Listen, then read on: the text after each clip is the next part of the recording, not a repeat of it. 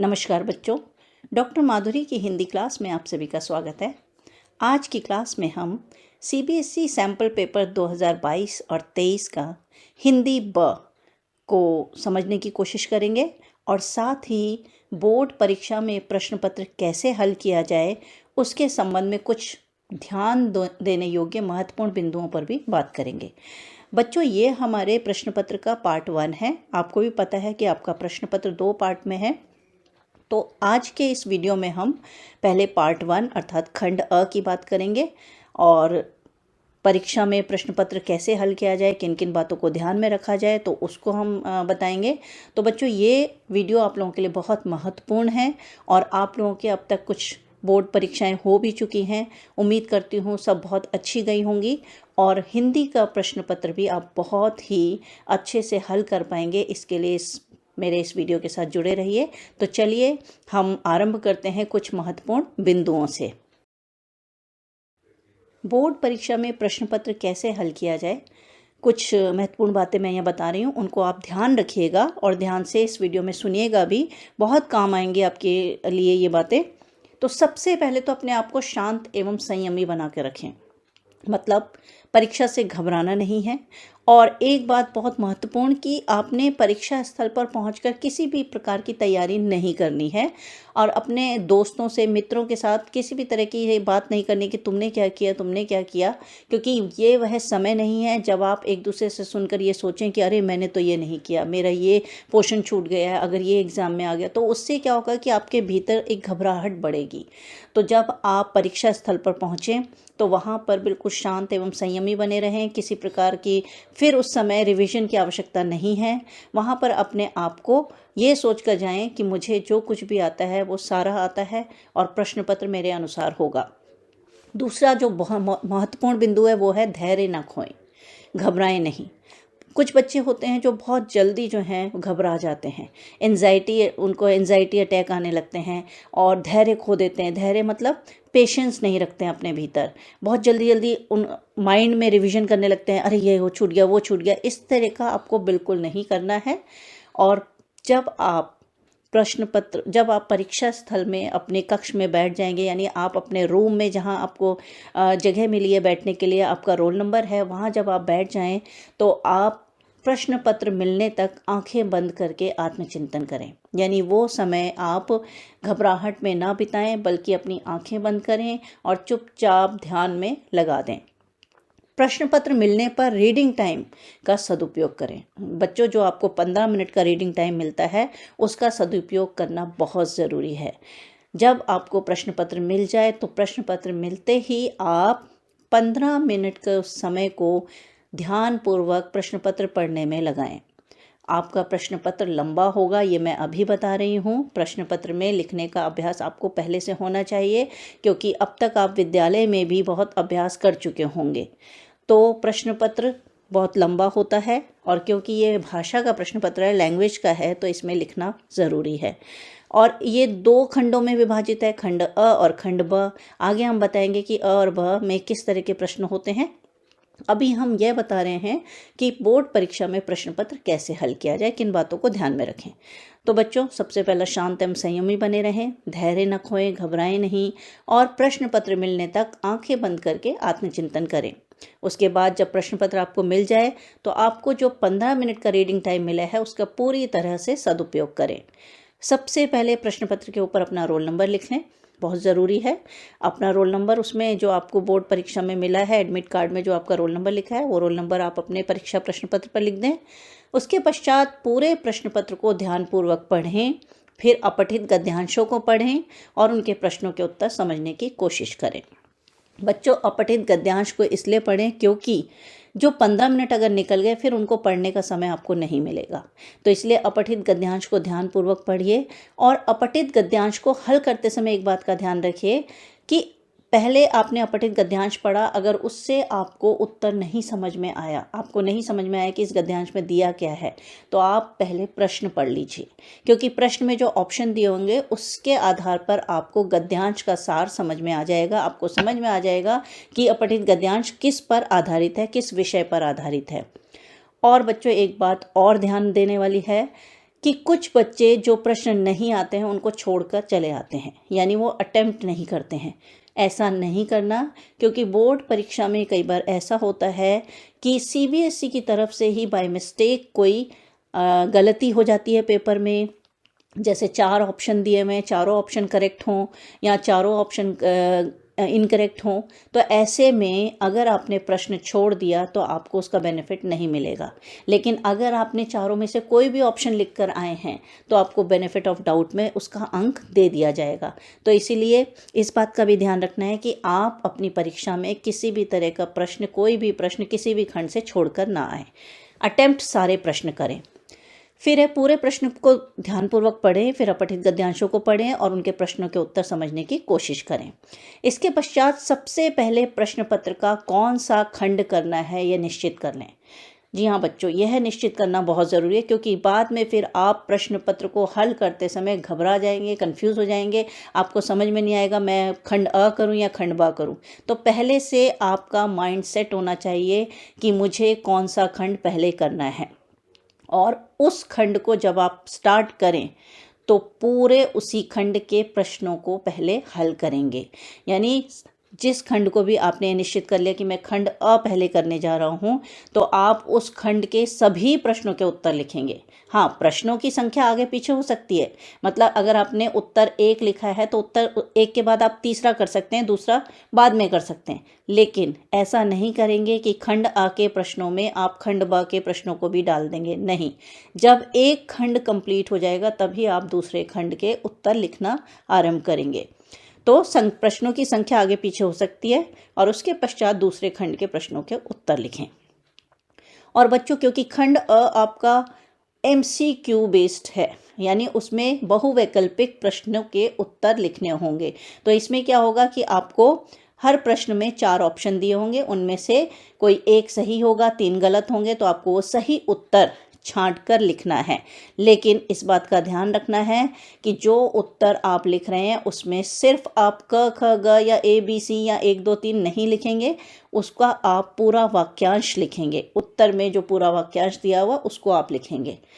ठीक है बच्चों, क्योंकि कुछ बच्चों की आदत होती है शॉर्टकट में काम करने की। वो क्या करते हैं कि उसका ऑप्शन नंबर लिख देते हैं लेकिन पूरा उत्तर नहीं लिखते हैं। तो आप ऐसा नहीं करेंगे, आप पूरा उत्तर लिखेंगे ऑप्शन के साथ।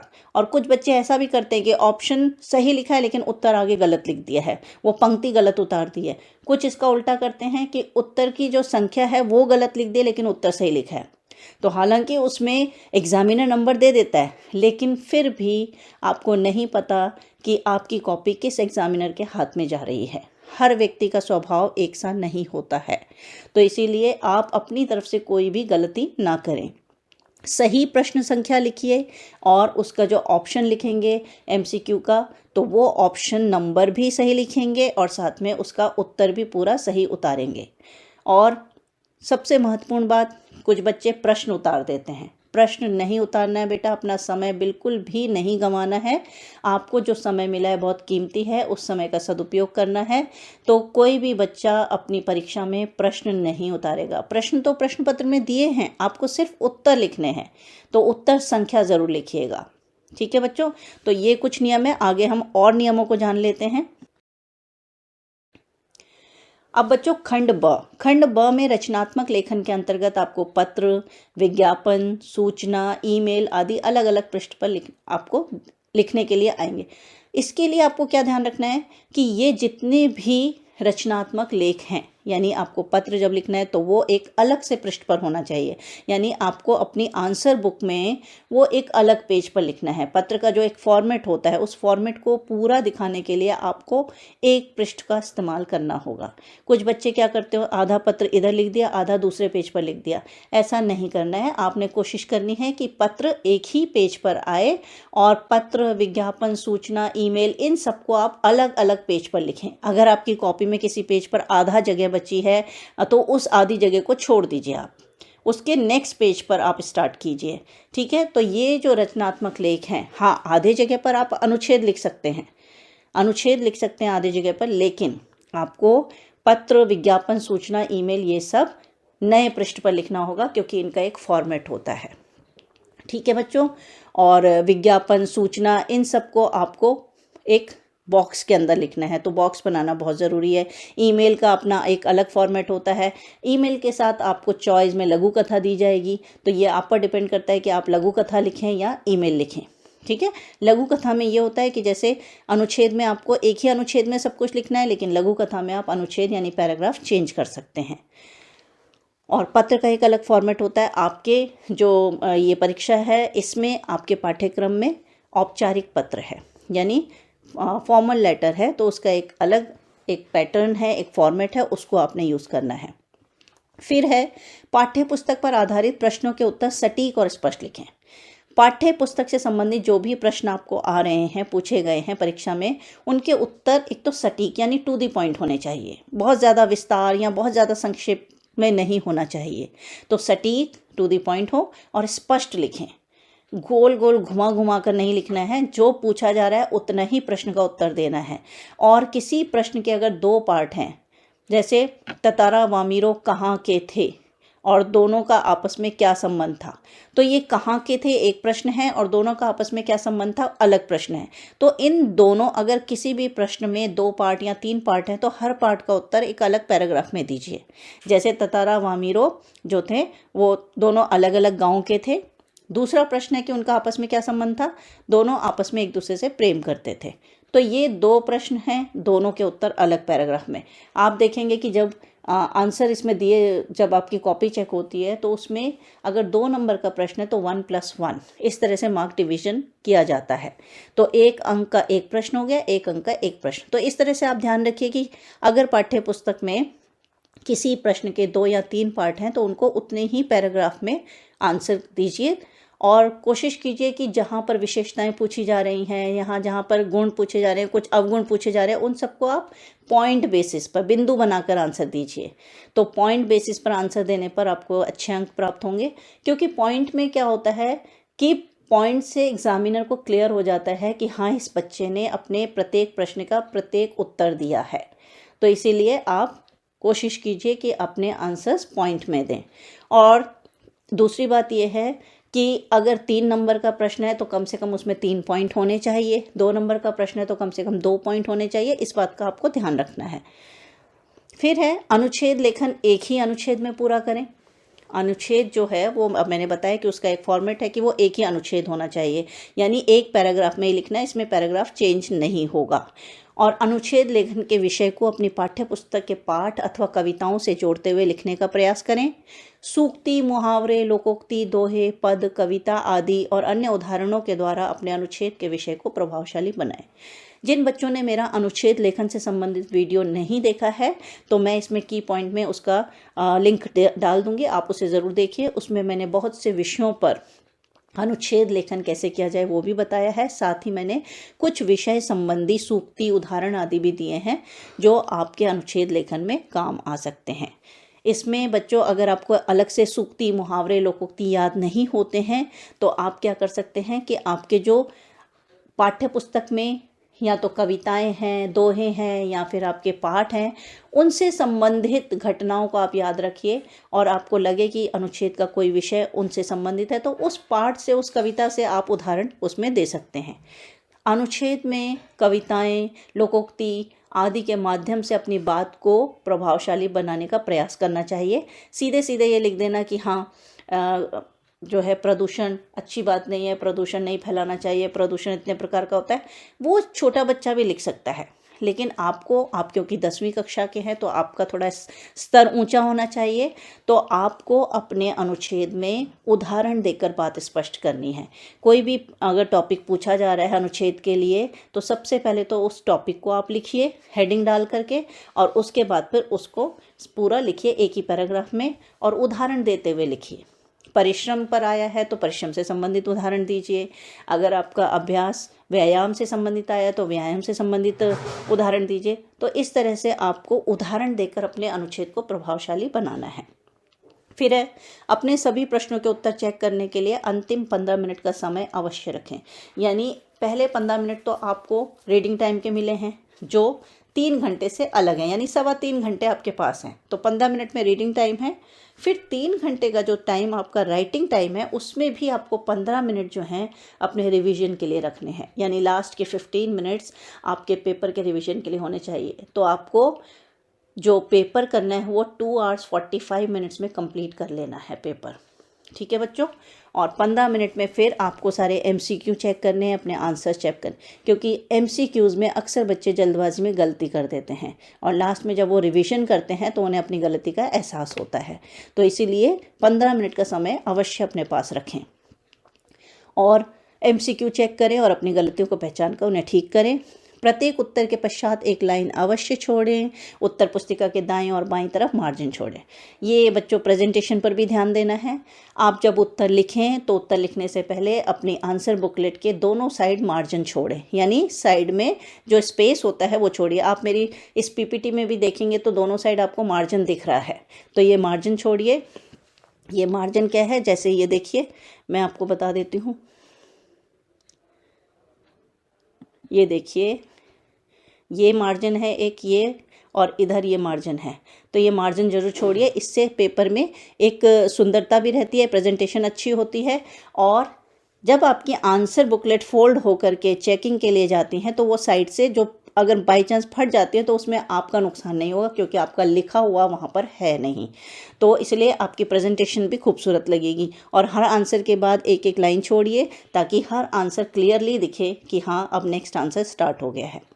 और विशेष ध्यान देने योग्य बात क्या है, आपकी प्रेजेंटेशन सुंदर एवं स्पष्ट होनी चाहिए और कटिंग नहीं होनी चाहिए। और सबसे महत्वपूर्ण बात यह है कि बच्चों आप जो भी खंड पहले करें वो आपके कम से कम पहले 5-6 पेज ऐसे होने चाहिए जिसमें कोई भी कटिंग ना हो, कोई गलती ना हो, क्योंकि first impression is the last impression. यानी आपने अगर अपनी कॉपी में स्वच्छता से, सुंदरता से, स्पष्टता से और उचित ढंग से उत्तर लिखे हैं और सही उत्तर लिखे हैं, कोई कटिंग नहीं की है, तो एग्जामिनर जो है उससे प्रभावित होकर आपको अंक देगा। तो इसीलिए इस चीज़ का भी आप लाभ उठाएं और कोई भी प्रश्न छोड़कर ना आए। अगर आपको लगता है कि किसी क्वेश्चन में चारों ऑप्शन सही हैं या चारों गलत हैं तो भी आप उसको अटेम्प्ट कीजिए, कोई भी एक ऑप्शन लिख दीजिए, उसमें बेनिफिट ऑफ डाउट CBSE की तरफ से मिल जाता है। ठीक है बच्चों, तो ये तो थी कुछ महत्वपूर्ण बातें जो आपको बोर्ड परीक्षा में प्रश्न पत्र हल करते समय ध्यान रखनी है। अब हम 2022-23 का सैम्पल पेपर जो CBSE की तरफ से रिलीज़ हुआ उसको डिस्कस कर लेते हैं।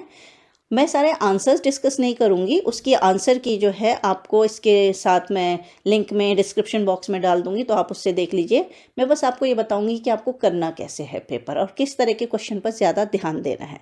तो चलिए हम सैम्पल पेपर देख लेते हैं। और हाँ बच्चों, ये सैम्पल पेपर का हम पहले आज इस वीडियो में खंड अ की बात करेंगे। ठीक है, खंड अ जो पूरी तरह से MCQ बेस्ड है। ठीक है, तो चलिए हम प्रश्न पत्र देख लेते हैं।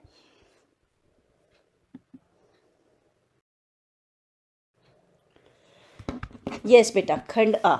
अब जब प्रश्न पत्र आप देख रहे हैं तो आप 15 मिनट में इसके इंस्ट्रक्शंस भी पढ़ेंगे, पूरे प्रश्न पत्र को भी अच्छे से हल करेंगे और ये देख लेंगे कि आपने कितना समय इस खंड को देना है।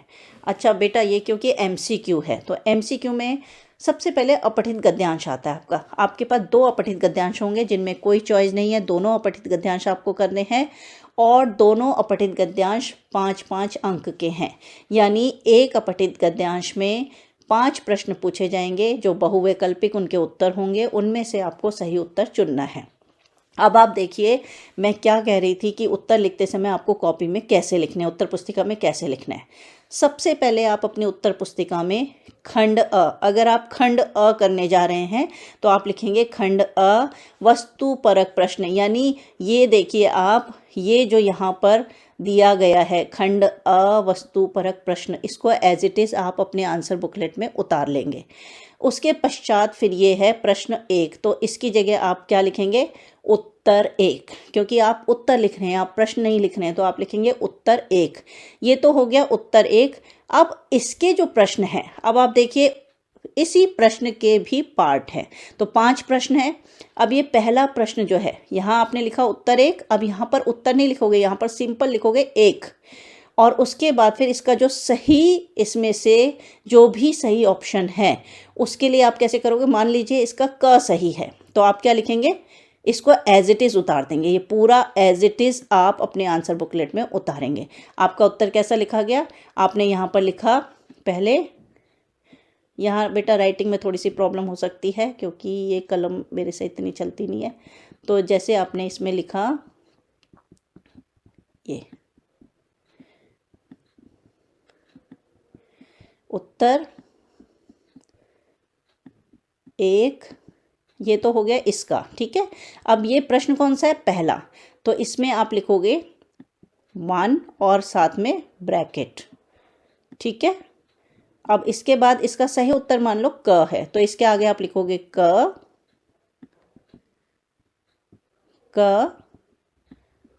ब्रैकेट, और फिर ये पूरा सेंटेंस उतार दोगे, बहुमुखी प्रतिभा का प्रदर्शन। इस तरह से ये पूरा आपका उत्तर लिखा जाएगा। तो आपने, कुछ बच्चे क्या करते हैं, सिर्फ ये लिखा और ऑप्शन लिख के छोड़ दिया। ऐसा नहीं करना है, क्योंकि कई बार ऑप्शन जो है अगर आपका गलत हो गया लेकिन अंदर का आपने सही लिखा है तो उस पर नंबर मिल जाते हैं। लेकिन अगर आपने सिर्फ ऑप्शन ही लिखा है तो ऑप्शन आपका गलत हो गया तो आपको नंबर नहीं मिलेंगे। क्योंकि ये अक्सर होता है कि कुछ बच्चे ऑप्शन सही लिखते हैं, अंदर का आंसर गलत कर देते हैं। कुछ बच्चे ऑप्शन गलत लिखते हैं, अंदर का आंसर सही लिखते हैं। तो उसमें एग्जामिनर जो है वो भी फ्लेक्सिबल हो जाते हैं और वो कहते हैं चलो बच्चे ने बाय मिस्टेक ऐसा कर दिया होगा तो उनको नंबर दे देते हैं। लेकिन अगर आपने एक ही लिखा, ये क ही लिखा है या यहाँ पर आपने यही लिखा है, तो उससे क्या होगा कि आपका आंसर गलत माना जाएगा, और वो गलत हो गया तो गलत माना जाएगा, उसमें अंक नहीं मिलेंगे। तो इस चीज़ का ध्यान रखना है। यानी प्रश्न पत्र हल करते समय ये उत्तर इस तरह से पूरा लिखना है, ठीक है बच्चों। तो इस तरह से आपने, और अपठित गद्यांश में मैंने बताया कि अपठित गद्यांश में जब आपने रीडिंग टाइम में ये पूरा पढ़ा और आपको अगर समझ में नहीं आया कि इसके अंतर्गत क्या बताया गया है, तो आप तुरंत प्रश्न पढ़ेंगे और उसके ऑप्शन देखेंगे। तो ऑप्शन से आपको समझ में आ जाएगा कि इसमें क्या बताया है। तो एक तो तरीका ये है कि प्रश्न पढ़कर उसके ऑप्शन के आधार पर उत्तर लिखिए। दूसरा ये है कि अगर हाँ किसी बच्चे को ये गद्यांश पूरी अच्छी तरह से समझ में आ गया तो वो गद्यांश के आधार पर उत्तर दे सकता है, ठीक है बच्चों। तो इस तरह से आपने अपठित गद्यांश हल करना है। आगे बढ़ते हैं हम। अब बच्चों मैंने आपको इसमें एक महत्वपूर्ण चीज़ है, ये देखिए, ये प्रश्न आपको थोड़ा बड़ा सा दिख रहा है और इसमें जो ऑप्शन के तौर पे हैं आपको दिख रहा है कथन ए। ये आप देखिए, ये है, इसमें दे रखा है ये कथन ए, भारतवर्ष में कला एवं संस्कृति का अनूठा प्रदर्शन हर समय हुआ है, और कारण है उसका, यानी यहाँ पर रीज़न दिया है कि किस कारण से ये है। तो रीज़न दिया है उन्होंने, भारतीय वास्तुकला एवं मूर्तिकला की परंपरा अत्यधिक प्राचीन है, अत्यंत प्राचीन है। ये आपने कारण है, कथन और कारण। इस तरह के प्रश्न भी पूछे जा सकते हैं, तो आपको ये हल करने का तरीका पता होना चाहिए। तो ये कथन ए ये है, और ये जो कथन बोला गया है यानी उस पैराग्राफ में, अनुच्छेद में जो ये कथन था, वो ये कथन क्यों बोला गया, इसका कारण ये दे रखा है। अब आपको इसमें दे रखा है कि कथन ए तथा कारण आर दोनों गलत हैं।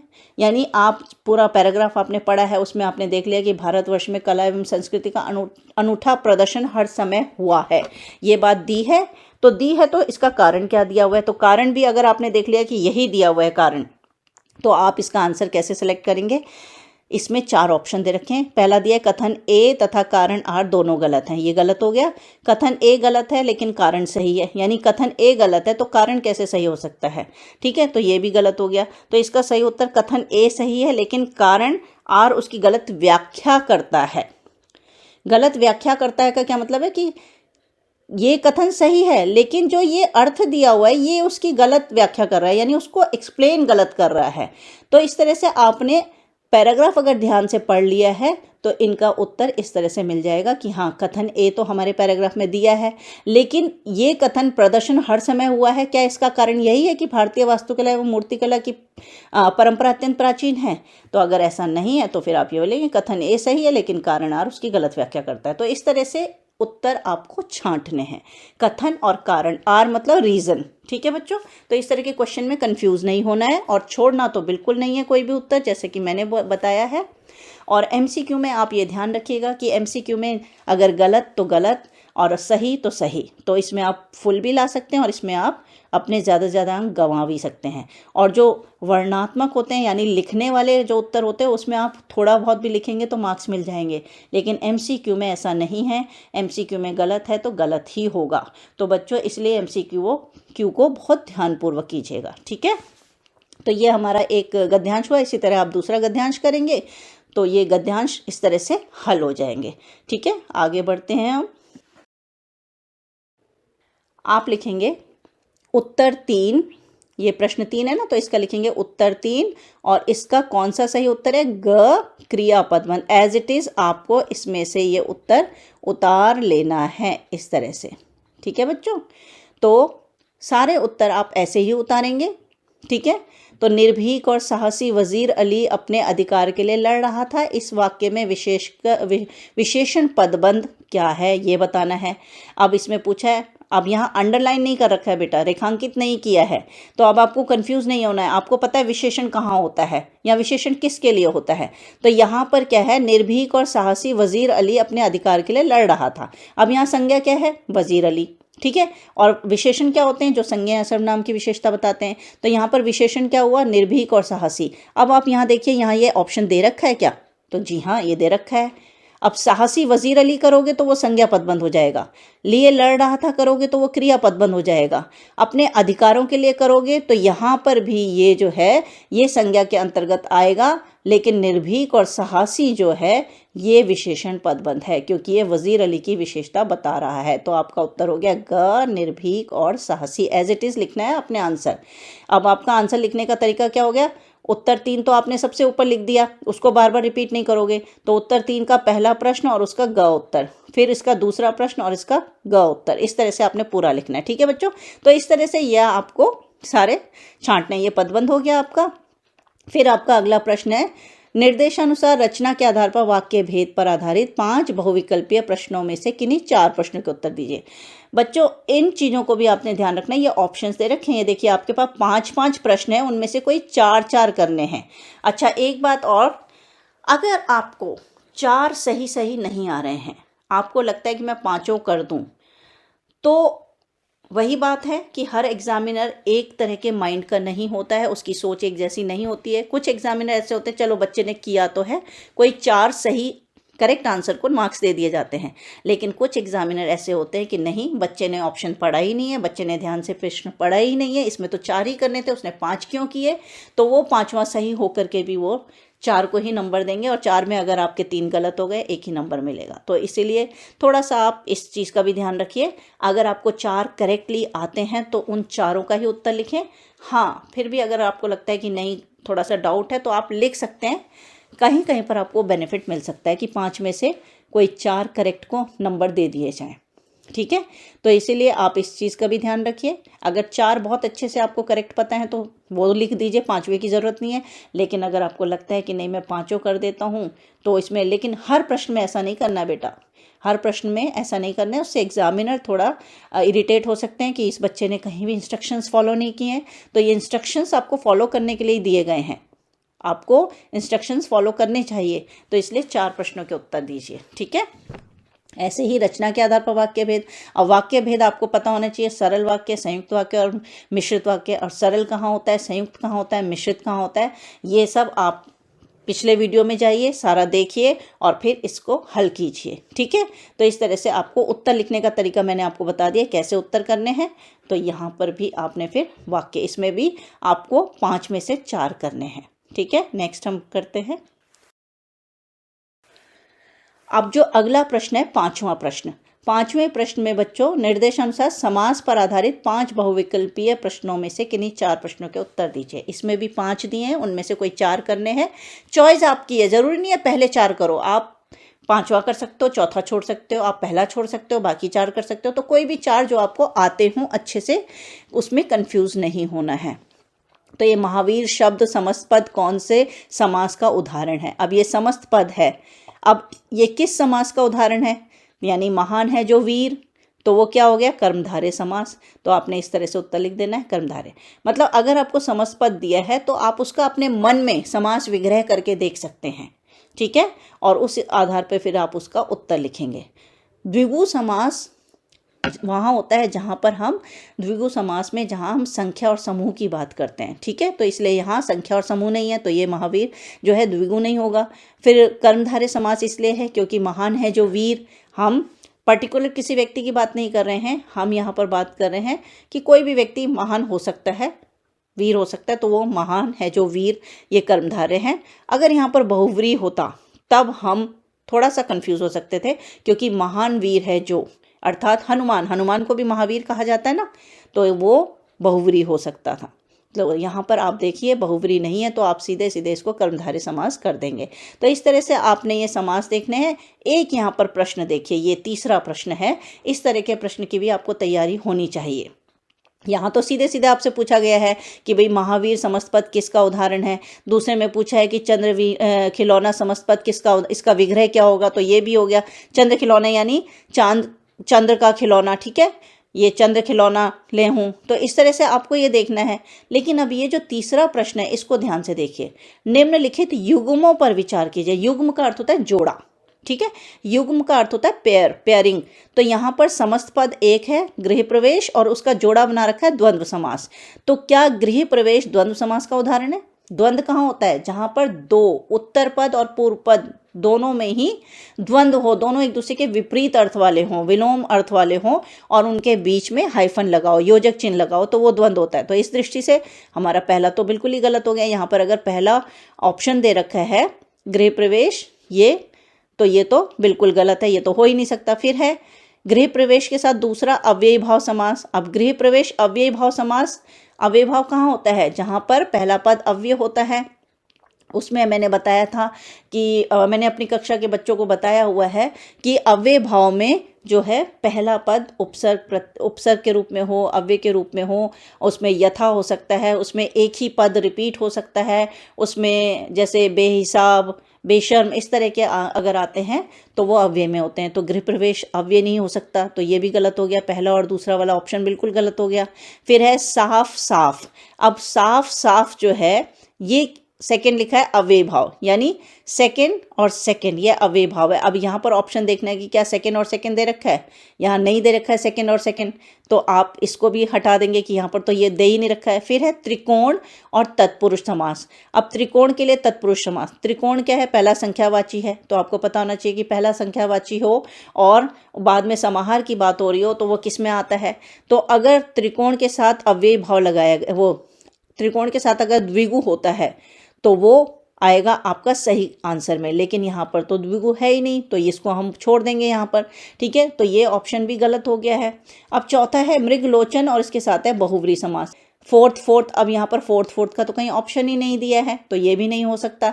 तो हम क्या देखेंगे? थर्ड और फोर्थ। थर्ड में क्या दे रखा है? त्रिकोण, और फोर्थ में बहुव्रीहि, तो त्रिकोण बहुव्रीहि नहीं होता है, तो ये भी गलत है। फिर रह जाता है हमारे पास ये ग वाला सेकंड और फोर्थ। अब सेकंड है साफ साफ और फोर्थ है बहुव्रीहि समास, तो इसमें ये भी गलत है क्योंकि साफ साफ बहुव्रीहि समास का उदाहरण नहीं हो सकता। फिर है हमारा ये पहला और तीसरा, पहला है गृह प्रवेश और तीसरा है तत्पुरुष। तो करेक्ट आंसर क्या हुआ हमारा? ये पहला और तीसरा यानी ख हमारा करेक्ट आंसर है, क्योंकि गृह प्रवेश यानी गृह में प्रवेश या गृह का प्रवेश, तो वो तत्पुरुष समास में कारक चिन्ह लगते हैं, ठीक है।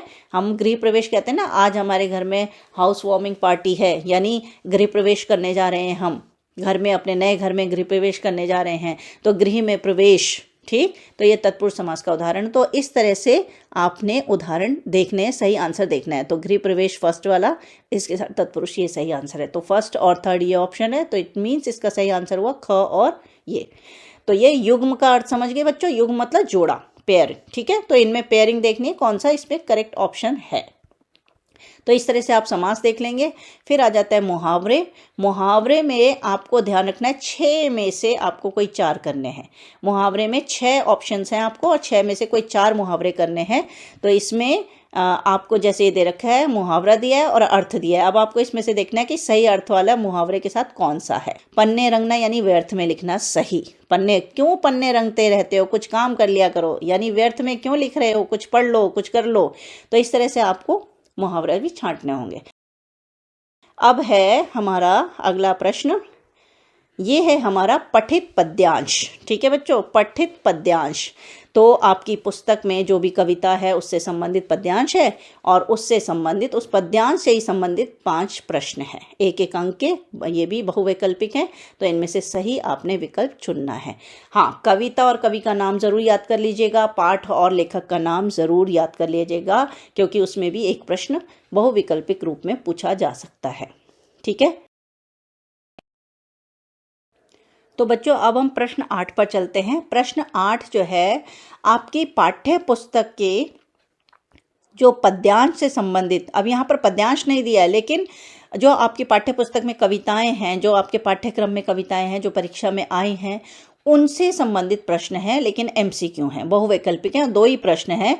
तो आपने प्रश्न को ध्यान से पढ़ना है और उसका उत्तर देना है। ठीक है, जैसे है, तुम ही राम तुम ही लक्ष्मण, कवि ने ऐसा कहा है क्योंकि देश की रक्षा सभी देशवासियों का कर्तव्य है। राम और लक्ष्मण द्वारा सीता की रक्षा की गई है, या सैनिक युद्ध भूमि में वीरगति को प्राप्त हो चुके हैं, या आत्म बलिदान के अवसर निरंतर बने रहते हैं। तो आपको सही उत्तर इसमें से निकालना है, और सही उत्तर जैसे देश की रक्षा सभी देशवासियों का कर्तव्य है। जैसे तुम ही राम तुम ही लक्ष्मण, कवि ने ऐसा क्यों कहा है? ऐसा इसलिए कहा है क्योंकि देश की रक्षा सभी देशवासियों, जैसे राम और लक्ष्मण ने सीता की रक्षा की थी, वैसे ही अब देश की रक्षा सभी देशवासियों, तो सभी देशवासी जो राम और लक्ष्मण है, तो उन्हें भी इस धरती यानी सीता रूपी, यहाँ पर धरती को सीता माना गया है, तो धरती रूपी सीता की रक्षा करनी है। तो इसका करेक्ट आंसर होगा, और हम कैसे लिखेंगे? उत्तर 8 1 और उसके बाद उत्तर लिखेंगे क, देश की रक्षा सभी देशवासियों का कर्तव्य है। तो इस तरह से आपने ये दोनों प्रश्न हल करने। फिर आपका 9वां प्रश्न है पठित गद्यांश से संबंधित, और उससे भी 5, उसमें भी 5 आपसे MCQ पूछे जाएंगे। तो 5 प्रश्न के उत्तर आपको यहाँ पर देने हैं। और फिर इस खंड का अंतिम प्रश्न है 10वां, जिसमें आपके पठित पाठ से संबंधित 2 प्रश्न पूछे जाएंगे, वो भी बहुवैकल्पिक हैं। तो इस तरह से यह आपका खंड अ कंप्लीट हो जाएगा। और बच्चों, खंड अ में कुल 10 प्रश्न होंगे, आपको 10 प्रश्नों के उत्तर देने होंगे, और चॉइस का ध्यान रखना है कि किस प्रश्न में क्या चॉइस है, तो उस चॉइस का ध्यान रखते हुए उत्तर लिखेंगे। और हाँ, क्योंकि MCQ है तो आपको उत्तर पूरा पूरा लिखना है। मैंने बताया कि उसका क्या लाभ और क्या नुकसान हो सकता है। अगर आप पूरा उत्तर नहीं लिखेंगे, केवल आप उसका ऑप्शन लिखेंगे, तो कई बार ऑप्शन गलत हो जाता है और आपके अंक कट जाते हैं। लेकिन अगर आपने दोनों लिखे हैं, उत्तर भी लिखा है ऑप्शन भी लिखा है, और मान लो ऑप्शन गलत है उत्तर सही है, तो उसमें आपको सही का अंक दे दिया जाएगा। लेकिन अगर आपने गलत लिख दिया है तो उसमें फिर आपको अंक नहीं दिया जाएगा। ठीक है बच्चों, तो इस तरह से आपने MCQ हल करने हैं, और ये एक पूरा खंड करने के बाद ही आपको दूसरे खंड को उठाना है। तो हम इसके वर्णनात्मक खंड को अपने अगले वीडियो में लेंगे। उम्मीद करती हूँ मेरा ये वीडियो आपको बहुत काम आएगा। परीक्षा में आप इसको ध्यान में रखेंगे तो आपकी परीक्षा बहुत ही अच्छे से हल होगी। आप प्रश्न बहुत अच्छे तरीके से कर पाएंगे, और हिंदी में भी आप पूरे अंक प्राप्त कर पाएंगे। ये मेरी गारंटी है कि अगर आपने ध्यानपूर्वक इसी तरह से पेपर किया, अपना प्रश्न पत्र हल किया, तो आपके पूर्ण अंक आ सकते हैं। तो बच्चों, मिलते हैं हम अपने नेक्स्ट वीडियो में, जिसमें हम बात करेंगे इसी प्रश्न पत्र के खंड ब की, यानी वर्णनात्मक प्रश्नों की। ठीक है बच्चों, तो फिर अपना ख्याल रखिए और परीक्षा की तैयारी अच्छे से करते रहिए, और अपना 100% परीक्षा को दीजिए। All the best.